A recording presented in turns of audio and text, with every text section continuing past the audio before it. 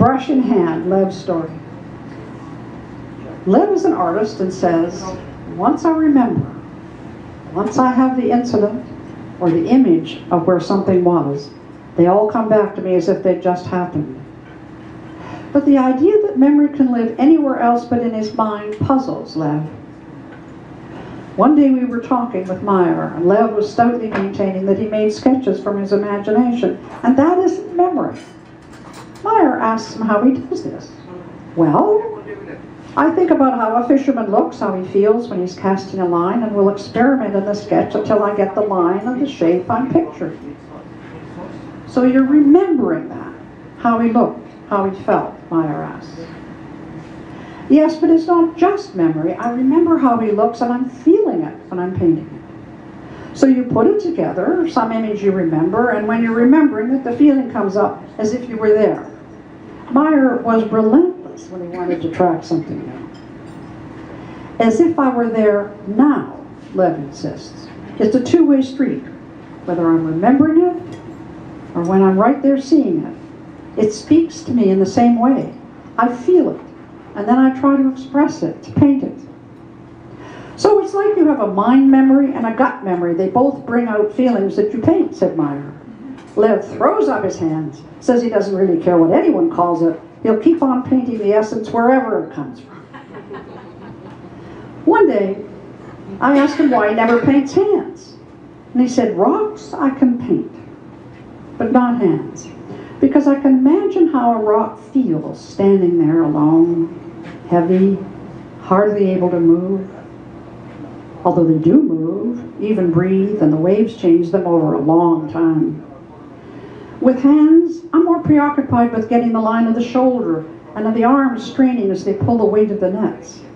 You can feel that straining? Oh yes, I've done plenty of fishing. My arms and shoulders know just how it feels. You can't forget that kind of thing. Lev had a serious heart condition which affected his mobility, which he found suffocating. Being with interesting people and getting out into nature and away from his meager Brooklyn surroundings, he was very poor. Have always been a vital part of what he needs because he thinks he can't paint at home alone. If I can't get out, I won't have the quality of life I want, and if I don't have the quality of life, that's it, I'm out of here. But Lev had a surprise coming. In a letter he wrote me, he said, I'm amazed at how my painting is improving all the time. I've been functioning very poorly and have not been moving around so much, so I've been doing more painting. All these years I've never been able to paint when I'm at home alone. My painter friends visit me and we look at what I'm working on, but we can't paint together. There's not enough room to swing a cat. But being housebound and alone so much, my deterioration has had a beneficial effect by my starting to paint when I'm at home. All the rest left to do is paint. And surprisingly, as my body keeps falling apart and rotting, my painting is improving by leaps and more leaps, and it amazes me that while I can hardly work for more than 20 minutes without getting pooped, my painting is zooming, both design-wise and color-wise. The feelings come pouring out with every gain. There's a loss, and contrary-wise.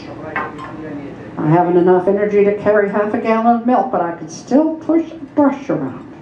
And I'm able to achieve more on canvas than ever. The concepts, the scenes, the people I have in my head, I know my painting is me.